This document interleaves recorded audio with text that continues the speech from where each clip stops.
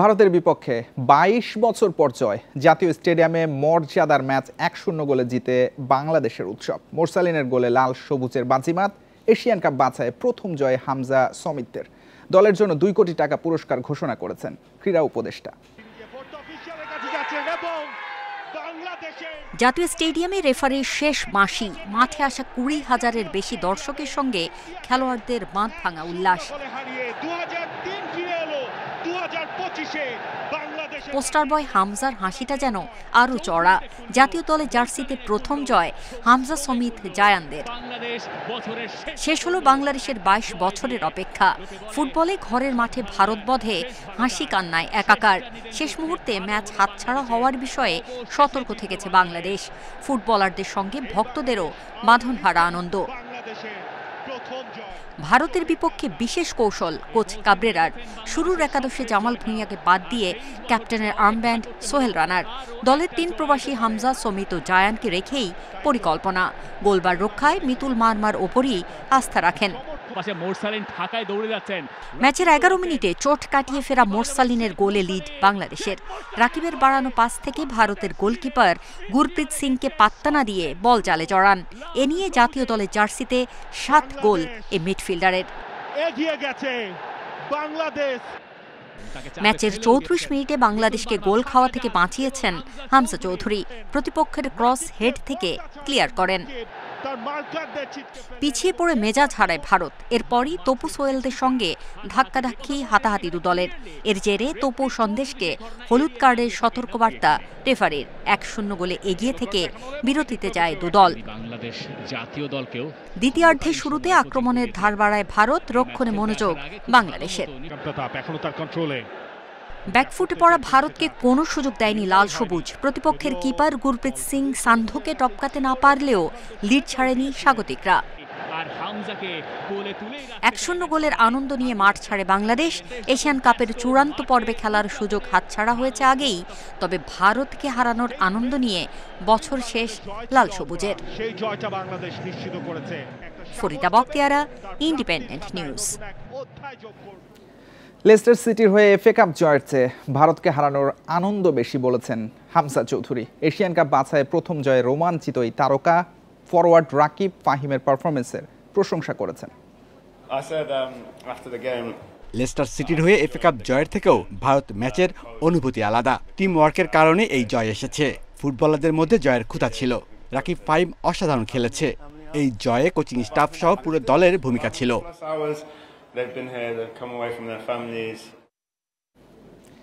Team hotel থেকে যুক্ত হচ্ছেন সহকর্মী পিয়াস সাহা। পিয়াস, আপনি নিজেও সাক্ষী হলেন এই ঐতিহাসিক জয়ের। ২২ বছর পর ভারতকে হারানোর যে আনন্দ আমরা দেখেছি স্টেডিয়াম থেকে, সেটা টিম হোটেল পর্যন্ত পৌঁছে গেছে কিনা? এখন কি আবহ টিম হোটেলের আশেপাশে?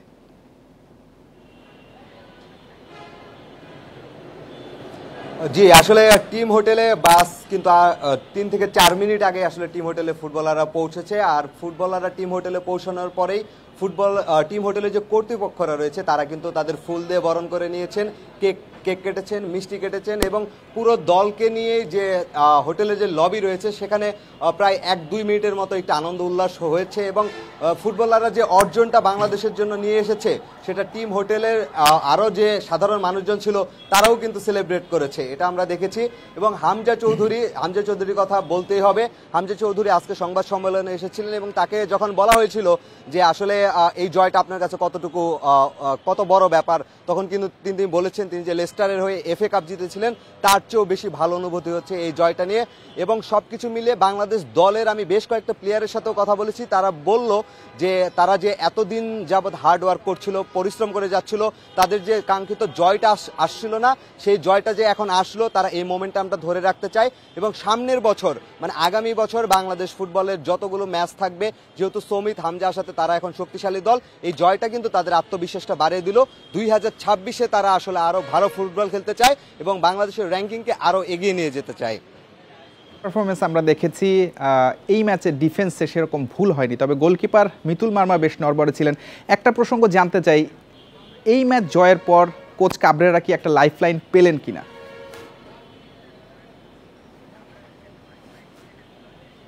হ্যাঁ, এমনটি আপনি বলতে পারেন। দেখুন, কোচ হাবিয়ের কাবরেরার কিন্তু 2026-এর মার্চ পর্যন্ত চুক্তি রয়েছে, সিঙ্গাপুর ম্যাচ পর্যন্ত।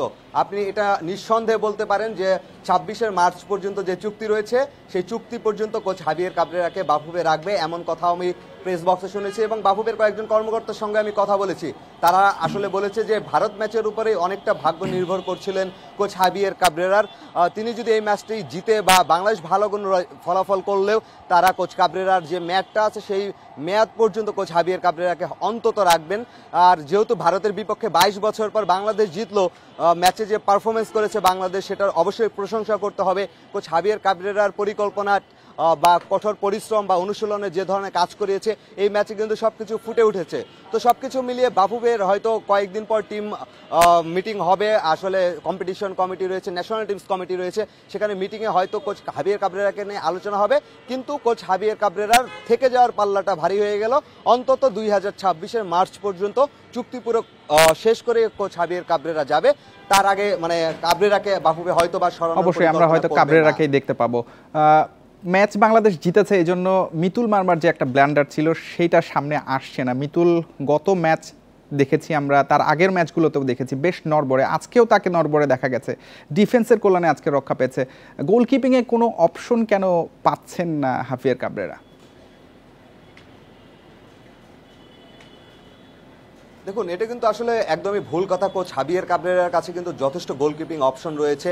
আসলে বসুন্ধরা কিংসের যে রেগুলার গোলকিপার শ্রাবণ, সে কিন্তু জাতীয় দলের থার্ড গোলকিপার হিসেবে বিবেচনা হয়। এছাড়া মোহামেডানের যে গোলকিপার সুজন রয়েছে, তিনি কিন্তু মোহামেডানকে গত সিজনে চ্যাম্পিয়ন করার পেছনে বড় অবদান রেখেছে। হাবিয়ের কাবরেরা আসলে কেন মিতুল মারমার উপরে বারবার ভরসা রাখছেন? একটা ফুটবলার মানসিকভাবে বিপর্যস্ত থাকতেই পারে, তার আত্মবিশ্বাসের অভাব থাকতে পারে। নেপাল ম্যাচে হয়তো তিনি অন্য গোলকিপারদের সুযোগ দিতে পারতেন, সেখানে সুজন ছিল, শ্রাবণ ছিল, তারা তো ক্লাবে নিয়মিত পারফর্ম করছেন। তার কাছে যে বিকল্প নেই ব্যাপারটা কিন্তু এরকম না, তার কাছে বিকল্প রয়েছে। কিন্তু তার আসলে কিছু পছন্দের ফুটবলার থাকে। একটা কোচের হয়তো কোনো পছন্দের ফুটবলার থাকতেই পারে তার একাদশ বানানোর ক্ষেত্রে, সেই ক্ষেত্রে হয়তো তিনি মিতুলকে অনেক বেশি পছন্দ করে এবং সংবাদ সম্মেলনে গতকালও তিনি বলেছেন যে তার দলে গোলকিপার মিতুল মারমাই থাকবে। কোচ হয়তো মিতুলের উপর আস্থা রাখছেন, যদিও সমর্থক বা খালি চোখে দেখলে কিন্তু মিতুলের পারফরমেন্স আপনি যেমনটা বললেন কিছুটা নড়বড়ে বা অবশ্যই এই জায়গায় পরিবর্তনের তাগিদ সমর্থকদের কাছ থেকে রয়েছে। পিয়াস, ক্রীড়া উপদেষ্টা 2 কোটি টাকা পুরস্কারের ঘোষণা দিয়েছেন, বাফুফের পক্ষ থেকে কোনো পুরস্কার আসতে পারে কিনা? অবশ্যই অবশ্যই ক্রীড়া উপদেষ্টা যেমনটা এত বড় জয়ে আসলে উপহার দিবেন এটা আমরা আগে থেকেই বুঝতে পেরেছিলাম। বাফুফেও হয়তো কোনো একটি আর্থিক উপহার ঘোষণা করবে। বাফুফে আসলে এইসব ব্যাপারে একটু সিদ্ধান্ত নিতে সময় নেয়, হয়তো আমরা আগামী 1-2 দিনের মধ্যে জেনে যেতে পারবো। বা আর টিম হোটেলে তাবি দাওয়ালের আসার কথা রয়েছে বাফুফের সভাপতি, তখন আসার পরে আসলে তখন আমরা জানতে পারবো আসলে কোনো ধরনের ঘোষণা হয় নাকি। পিয়াস আমাদের সঙ্গে যুক্ত ছিলেন, আপনাকে অসংখ্য ধন্যবাদ। কোনো ক্রিকেটারের 100তম টেস্ট বিশাল অর্জন, সেটা যদি হয় দেশের প্রথম তাহলে আরও বিশেষ। এমন অর্জন মুশফিকের প্রাপ্য বলেই মনে করেন অভিষেক ক্যাপ পরানো সাবেক অধিনায়ক হাবিবুল বাশার সুমন।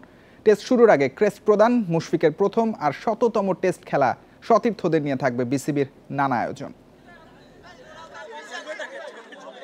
মিরপুরে ছিল আলাদা পরিবেশ। টেস্ট ছাপিয়ে সবার আগ্রহ ছিল মুশফিকের 100তম টেস্ট নিয়ে। এমন উপলক্ষে মুশফিক আসবেন সংবাদ সম্মেলনে, সেই আশায় বসেছিলেন শত মিডিয়া কর্মী।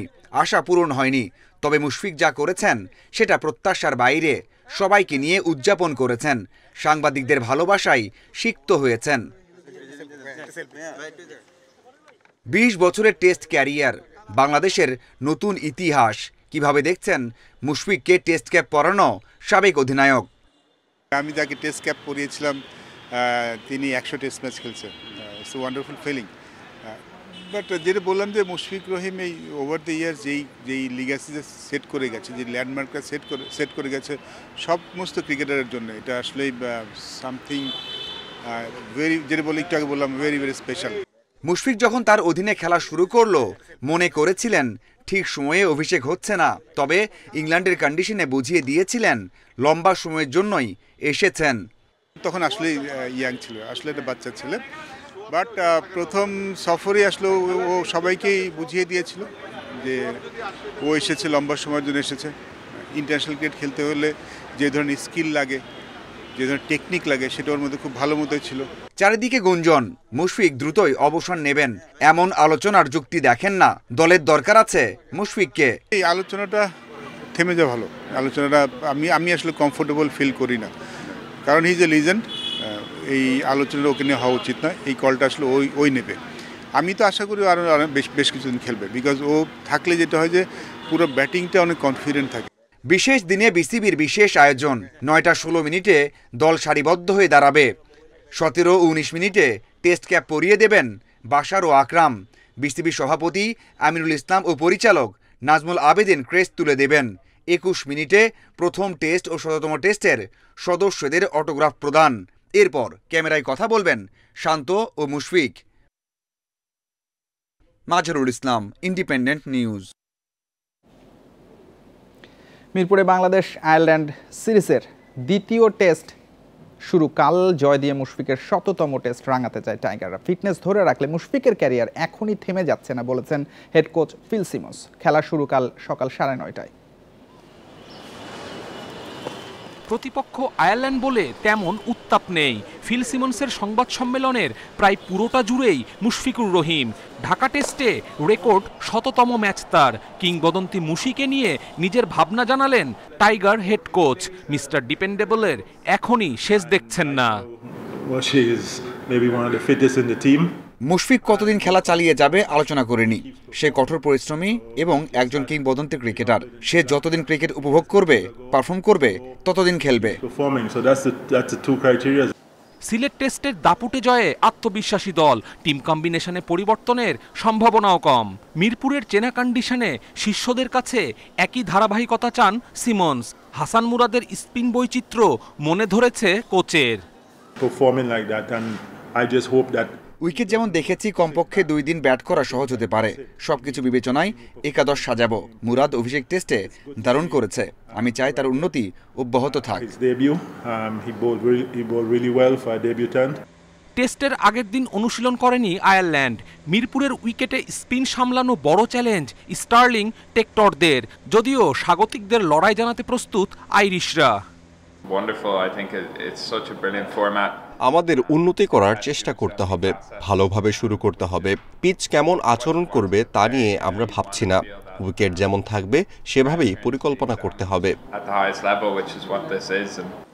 মুশফিকের মাইল ফলক টেস্ট। টস জিতলে প্রথম ব্যাটিংয়ের সিদ্ধান্ত নিবে ম্যানেজমেন্ট। প্রথমে বড় স্কোর আরও একটা ইনিংস জয়ের সুযোগ করে দিবে টাইগারদের। কপিল পাল, ইন্ডিপেন্ডেন্ট নিউজ। জাতীয় দলে 3 ফরম্যাটের জন্য 3 সহ অধিনায়ক ঘোষণা বিসিবির। চমক টি-20তে লিটনের ডেপুটি হিসেবে দায়িত্ব পালন করবেন সাইফ হাসান।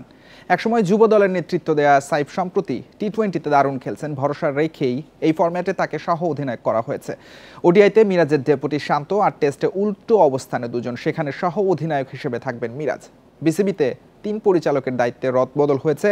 আব্দুর রাজ্জাককে সরিয়ে নারী উইংয়ের চেয়ারম্যান রুবাবা দৌলা। রাজ্জাক এখন হাই পারফরমেন্স ইউনিটের প্রধান, আর খালেদ মাসুদ পাইলট পেয়েছেন গ্রাউন্ডস কমিটির দায়িত্ব। বিজ্ঞপ্তি দিয়ে জানিয়েছে বিসিবি।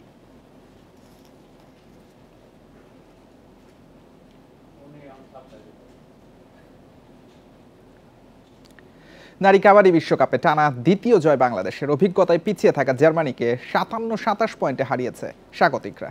মিরপুর শহীদ সোহরাওয়ার্দী স্টেডিয়ামে এক পেশের লড়াই হয়েছে।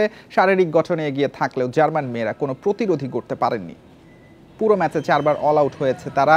শ্রাবণী, বৃষ্টি ও স্মৃতির রেইডে দ্রুত পয়েন্ট সংগ্রহ করে বাংলাদেশ।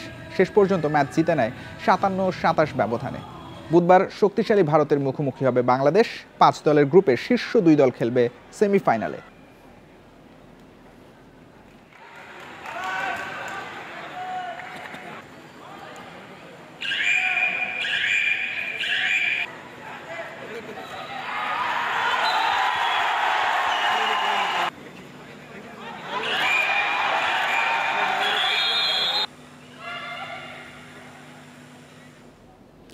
এই ছিল আজকের যত খেলা। ইন্ডিপেন্ডেন্ট টেলিভিশনের সব খবর বিস্তারিত জানতে চোখ রাখুন ফেসবুক, ইউটিউব এবং এক্সে।